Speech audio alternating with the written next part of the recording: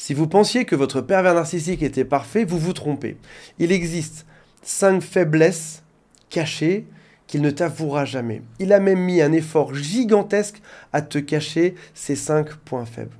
Beaucoup de gens m'appellent et me disent « Antoine, je suis tombé sur le champion des pervers narcissiques, la reine des pervers narcissiques. Ils sont trop forts, ils sont géniaux, et c'est moi qui ai eu le meilleur d'entre eux. » Mais dans chaque cas de figure, quel que soit le pervers narcissique, on retrouve toujours ces 5 défauts qui ont été habilement cachés. On les voit dans un instant, mais avant de démarrer, si vous le souhaitez, abonnez-vous à la chaîne. Il y a aussi un quiz qui s'appelle « Est-ce que cette personne est perverse narcissique ou pas ?» Et si vous le souhaitez, contactez-moi. Il y a un lien qui est juste en dessous pour me téléphoner. Commençons par le premier défaut qui est gigantesque, qui s'appelle l'incapacité à évoluer. Un être humain classique évolue dans sa vie, que ce soit dans son travail, dans ses amitiés, dans sa vie de couple, dans sa manière de parler, qu'importe, on évolue tous, sauf les pervers narcissiques. Voici l'équation de l'évolution. Empathie plus remords égale évolution. Si ce soir vous allez à un repas avec des amis et que vous faites une mauvaise blague à l'un d'entre eux, par empathie, vous allez comprendre que cette blague lui a fait de la peine. C'était censé être drôle, malheureusement, votre ami ne l'a pas pris comme ça. Personne n'a rigolé, ça fait de la peine. Parce que vous avez de l'empathie, vous voyez que l'autre a de la peine. Vous comprenez ça et vous avez des remords. Vous n'auriez pas dû faire ce type de blague, vous auriez dû faire différemment. Vous comprenez ça et vous allez évoluer parce que dès le lendemain, vous allez faire d'autres types de blagues ou d'autres types de phrases. Dans votre travail, c'est pareil. On vous demande de rendre un travail, une présentation, n'importe quoi. Si jamais votre client ou votre patron n'est pas content, parce que vous avez de l'empathie, vous allez comprendre ça, vous allez faire différemment par la suite. C'est ce qui fait que vous allez évoluer. Le seul problème là-dedans, c'est qu'un pervers narcissique n'a pas cette empathie. Il s'en fiche. Il peut même, au passage, vous voir triste et que ça le rende heureux. Il n'est pas connecté à ses émotions. Ça signifie qu'il sera incapable de reconnaître ses erreurs. Et ça signifie aussi que, globalement, il ne peut pas évoluer. On parle souvent d'un pervers narcissique comme étant un cerveau d'enfant coincé dans un corps d'adulte. Ça peut mener à d'autres choses qui sont pires par la suite. Ne pas évoluer, c'est déjà suffisamment grave. Imagine, tu as un cerveau d'enfant de 6 ans dans un corps d'adulte, tu vis avec ça, c'est déjà pénible au quotidien. Mais il peut aussi parfois se mettre en compétition avec les autres. Il a besoin d'avoir raison sur n'importe quel sujet. Tu parles des pingouins en Alaska, tu parles des puits de pétrole dans l'océan, il aura toujours un avis. Même s'il n'y connaît absolument rien, et il va te le justifier, et il aura la tête haute à te dire « Je sais exactement comment ça se passe, le cycle de gestation des pingouins est de 8 mois et 3 jours. » Complètement faux, mais il va te le montrer toute la soirée, en te pointant du doigt et en te disant que tu as faux. Il se met en compétition, et si jamais tu oses le contredire, va arriver 2 choses. Premièrement, de la mauvaise foi. Non, mais tu te trompes, tu as vu n'importe quoi, c'est pas le bon site web. Puis te dénigrer, te rabaisser, te critiquer, te sortir un vieux dossier, ou juste te faire sortir de ce groupe d'amis ou te dégager pour pas que tu puisses parler. Il a besoin d'avoir toujours raison, il a toujours besoin d'avoir l'air supérieur. Une de ses plus grandes peurs, c'est de perdre le contrôle, c'est qu'on se moque de lui, c'est qu'il ait honte, c'est qu'on rigole des choses qu'ils sont en train de dire, c'est qu'il soit vu comme nul. Il a besoin d'avoir toujours l'air phénoménal. Et ça peut devenir quelque chose qui va jusqu'à l'obsession. Un pervers narcissique passe sa vie entière à se justifier. Il peut même, au passage, avoir une femme qui est très belle, juste pour montrer que sa valeur est élevée car sa femme est belle. Donc avoir une femme trophée ou un homme qui a un bon travail ou un bon salaire. Parce que cet homme m'a choisi, donc j'ai une valeur qui est supérieure à vous tous. Ici, il va utiliser sa femme, son mari, ses enfants, bien les habiller pour montrer qu'il est parfait. Ce sera l'obsession de sa vie, avoir toujours l'air parfait, sauf qu'en réalité, on parle du cerveau d'un enfant de 6 ans qui n'a pas été capable d'évoluer. Donc il y a cette espèce de fossé qui se crée, je veux avoir l'air comme ça, sauf qu'en réalité, je suis comme ça, et sa grande peur, c'est que ça finisse par se voir, parce que de manière régulière, il va faire des erreurs là-dedans. Comment est-ce qu'il va faire pour que personne ne se moque de lui? À la moindre petite remarque, il va exploser. Même une petite blague va le faire exploser. Mettez-moi en commentaire si vous avez eu ça. Tu te permets de le critiquer, même en le taquinant un petit peu, il explose. C'est un drame. Tu pars de cette pièce, je te dégage, tu ne sers à rien, t'es monstrueux, etc.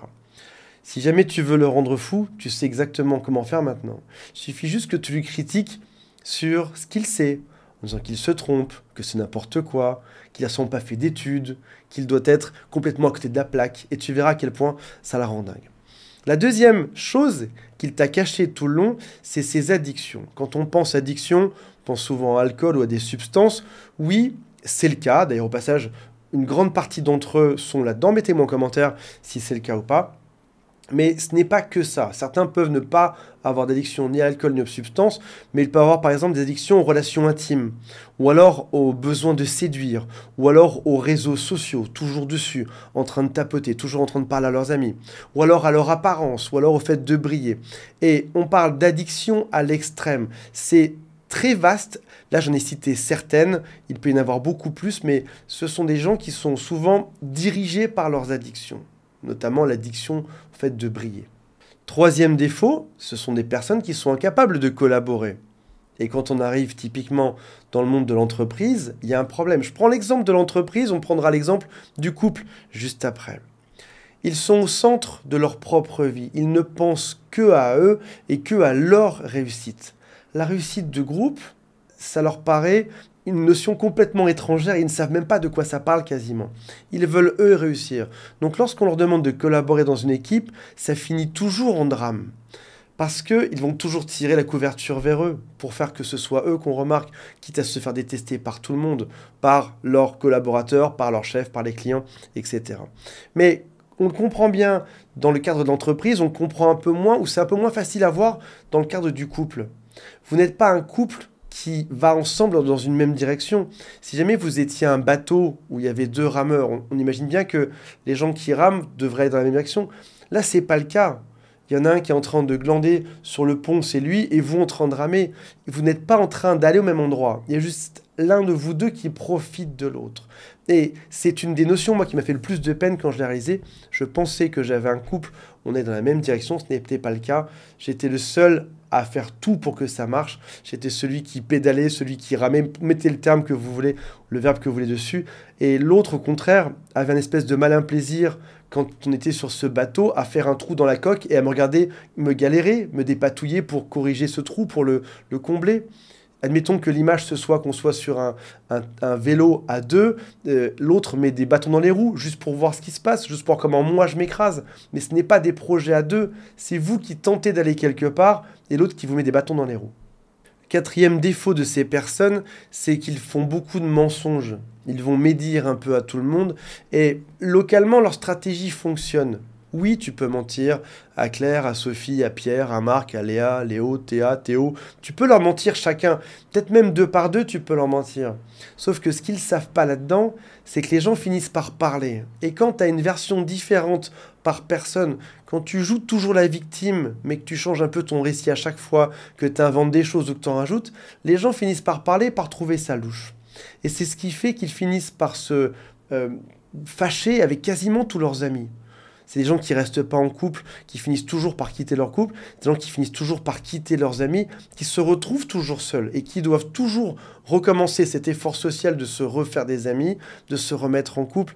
Il y a aussi une notion qui est un peu plus philosophique là-dedans, c'est leur vie est basée sur un mensonge, c'est faire croire quelque chose qu'ils ne sont pas, se faire passer pour géniaux alors qu'ils ne le sont pas, se faire passer pour victimes alors que c'est eux les bourreaux, avec toujours cette peur d'être découverts dans tous les chapitres qu'on a vus ensemble aujourd'hui. Et aussi sans réussir à changer pour s'améliorer, pour devenir meilleur, pour arrêter de mentir, pour finalement passer à l'action. Quand tu es déconnecté de tes émotions, tu ne peux pas évoluer et donc ça vient empiéter sur tous les autres domaines de ta vie. Et t'en viens à ça, à mentir, à faire semblant et à te faire découvrir par les autres. Cinquième faiblesse du pervers narcissique, c'est qu'il a un comportement d'un enfant gâté. Et typiquement, il a besoin d'une stimulation externe permanente. On dit que les enfants ont besoin de stimulation externe.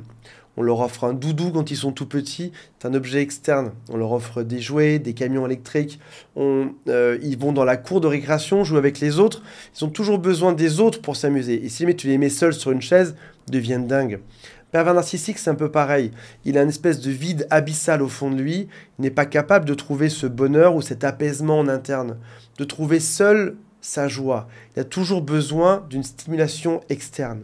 C'est ce qui fait qu'il n'a aucune patience, qu'il n'arrive pas à trouver son bonheur à l'intérieur de lui, qu'il a toujours cette espèce d'énervement, qu'il a besoin de changer tout en permanence, changer de maison, changer de couple, changer d'amis, changer de métier. Il a toujours besoin d'être le centre d'attention pour qu'on le regarde.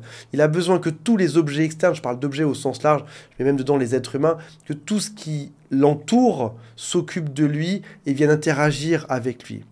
Un peu comme un enfant qui aurait besoin de pleurer pour qu'on le regarde, d'avoir de nouveaux jouets ou d'avoir de nouveaux amis. Voilà mes amis, à votre avis, quel est le 6e point faible des pervers narcissiques? J'attends de lire vos commentaires, on se retrouve très prochainement. Salut à tous, bye.